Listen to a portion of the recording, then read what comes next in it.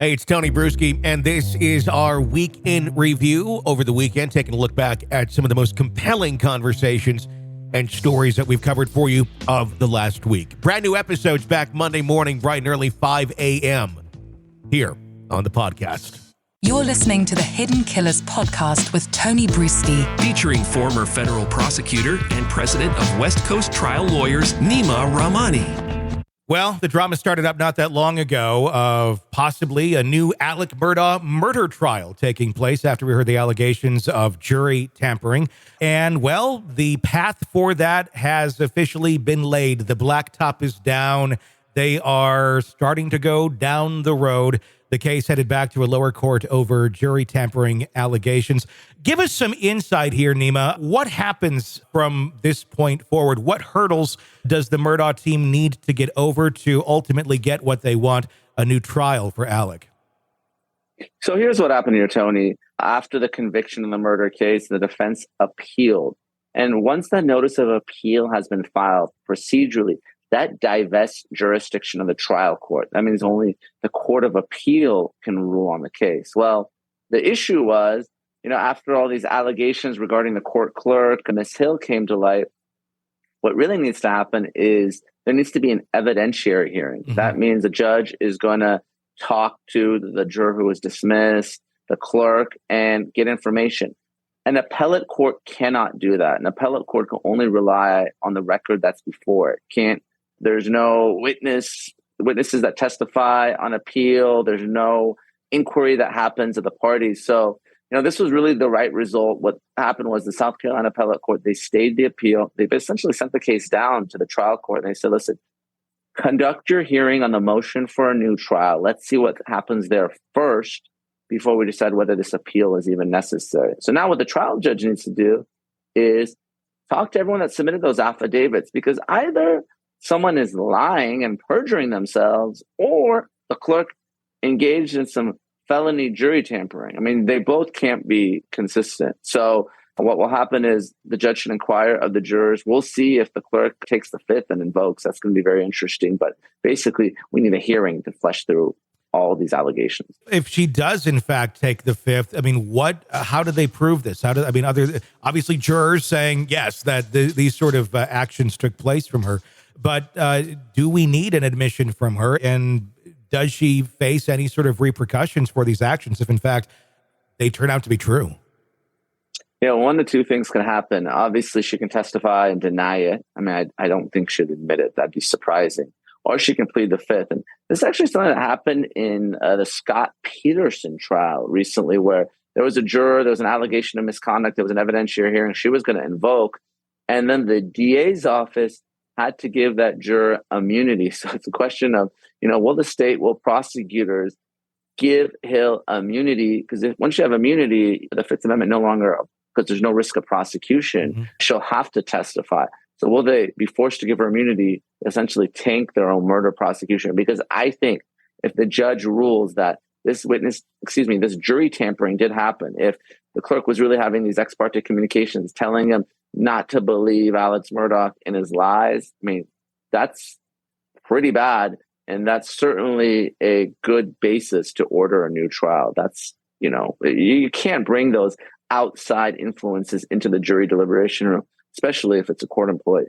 Well, I mean, you're exactly right. And no matter how much we may think Alec Murdaugh is guilty as sin or be a horrible human being, at the very least for the financial crimes that he has admitted guilt on, if this sort of thing took place in court, he needs a new trial. If you believe in our justice system, you would have to go down that road as well. Let's just go down that for a second. Let's say that he does get a new trial at some point.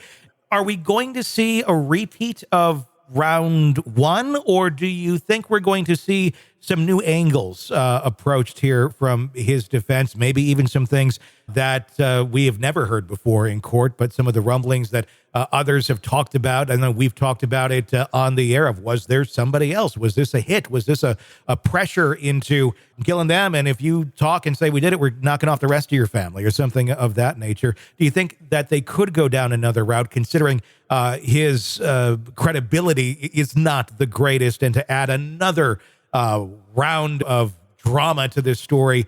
does that help or hurt him? I think had he not testified in the first case, he'd maybe have the opportunity to do something different the second time around. But I mean, he took the stand, he testified, he locked himself in. It was interesting. When the first case was being prosecuted, I said, well, what I thought maybe the best thing for the prosecution to do would be to try the fraud case first. That way you're sure that all that bad conduct would come in. Because originally the judge was sort of hesitant. And then they said, well, to the extent that the defense opened the door and started questioning the witnesses and said, well, what motive would Alex Murdaugh have to kill his wife and son? And then, of course, the motive, at least from the prosecution's theory, was that to cover up all these financial crimes. Now that the financial crimes have been proven, he's been convicted, he's pled guilty, I do think it'll be a much faster trial. All that evidence, you don't need witnesses and accountants and former clients to come in. That's all established either through stipulation or, the guilty plea and so forth. I think it'll be a much faster trial, but I don't see Alex Murdaugh having a whole lot of wiggle room to go in any type of different direction because he's already locked himself into the testimony he gave in the first case. Can the financial crimes be brought up into this new trial without much question, just considering he's already admitted guilt into this, or is this something that they could suppress and say, look, as they did initially attempt to do, look, this has nothing to do with it. The judge agreed until I believe Griffin screwed up and said something in court that ended up opening the door to all of that. Is the door closed again? And does someone have to open it for those sort of allegations to come out into a new trial? I think the door is open to the extent that it's the prosecution's theory of the case, it's the motive, but I don't think you're going to need all the witnesses to prove that these financial crimes occurred, because it was really sort of a mini trial within a trial, or even more time was spent talking about how Alex Murdaugh ripped off all these people and these different kind of scams that he was running. But to the extent that's all proven, he's admitted it, I think that'll come in a much cleaner, faster way. Yeah. So we're not going to see a lot of witness testimony and financial documents the second time around. Is that to his advantage? Is this part of the strategy? Because I think a lot of people wondered why he pled guilty, because it just doesn't seem to be his MO. But he, in fact, did. Is that to, if he were to get another trial, to make those allegations, to make those admissions, less shocking, less, character degrading? Because if you look at the first trial, I would guess a majority of the financial claims are what sunk him more than just the murder allegations and the evidence there. If all of that is either tampered down because we already know it, he's already admitted guilt, it's not such a shock of, oh my gosh, he screwed this person over and that person over, it's already out there. Does that work into Alex's favor then? And if those points are either not even allowed in the trial, or even if they do get brought up, does he still get found guilty again of murder if a lot of that character information that seemed to pull him down is not present? I think it is to Murdaugh's benefit for this evidence not to come in, because look, a lot of these cases, especially when the defendant testifies, it comes down to likability and credibility, right? And Alex Murdaugh was not likable. He stole millions and millions of dollars from clients, and not just any clients who were injured or lost a loved one. So no one likes a thief. No one likes a personal injury lawyer that steals. And, Alex Murdaugh came across as a greedy SOB.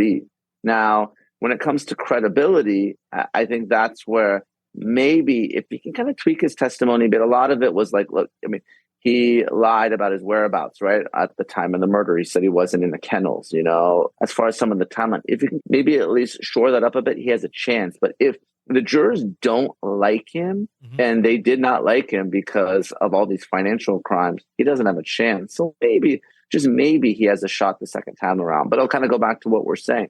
Is it going to matter at all? I mean, he's no spring chicken, and he's going to die in prison, probably federal prison, because of these financial crimes anyway.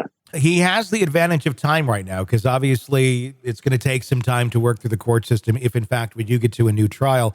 How do you paint Alec Murdaugh in a different light using the advantage of time before a potential new trial? How do you make him likable? If that you were tasked with that job, what roads would you go down?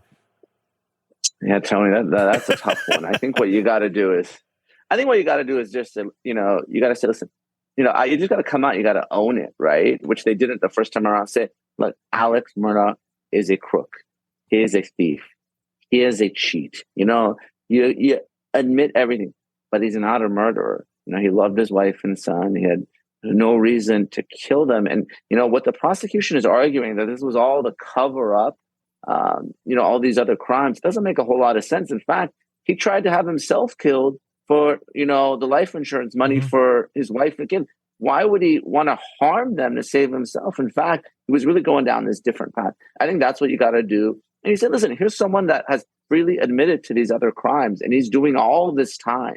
So why would he admit to? It's not like he's trying to keep himself out of jail. Yeah. He's trying to do right by his victims. So this is just something that just frankly is not true. And that's why he hasn't admitted to it. So I think that's the argument you got to make. And I think it's a lot easier once you pled guilty to these other crimes. Sick of the ads? We are too. Start listening with no commercials now and get access to all of our episodes in advance of everyone else. Become a True Crime Today Premium Plus subscriber on Apple Podcasts. Search True Crime Today Premium Plus on Apple Podcasts or go to our podcast page and sign up now. True Crime Today Premium Plus. Sign up now.